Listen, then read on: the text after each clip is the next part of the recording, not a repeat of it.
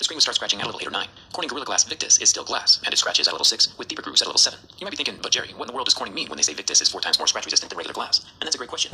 When Corning uses these talking points, they aren't comparing Victus to previous versions of Gorilla. They're comparing Victus to regular glass, and it is indeed much stronger than regular glass, but it's still glass. You know we have the plastic, glass, and sapphire realms of hardness. The glass realm is here in the middle at 5, 6, or 7. All of the incremental improvements that Gorilla Glass has made have been inside this glass realm, which my Mohs hardness picks are too generalized to differentiate between. The Mohs mineral test is a rough scale designed to find the difference between lots of materials, like plastic all the way to sapphire, but not to check the minute subtle differences between different types of glass. A machine capable of specifically analyzing that section of information would cost in the $100,000 range, and maybe someday I can get my hands on one. But while Victus is an improvement in the glass realm, glass is still glass, and I'm still always just going to use a case.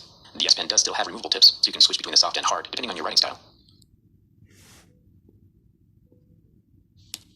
The S Pen, even though I don't actually use mine all that often, is still one of my favorite pieces of technology.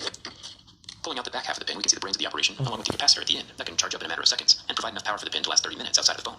Capacitors are way cooler than batteries. Above the capacitor is just a clicky bit of the pin. But the writing tip of the S Pen is where things start to get fun.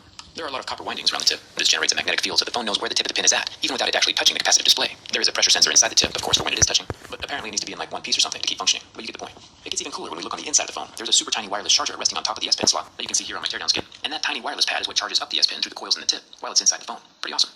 The Note 20 Ultra does have a circular 10 megapixel front-facing camera with about the same placement from last year's model, as well as the almost non-existent earpiece grill, just a tiny slit up here at the top. The phone body is made from aluminum. You can see the silver peeking out from underneath the mystic black, and the buttons are also made from metal, and for some reason still totally removable. The top of the phone has some protective clear plastic, along with the micro SD expansion and SIM card tray, and no headphone jack. The left side of the phone is still bare. No dedicated Bixby button again. Glad that change is lasting.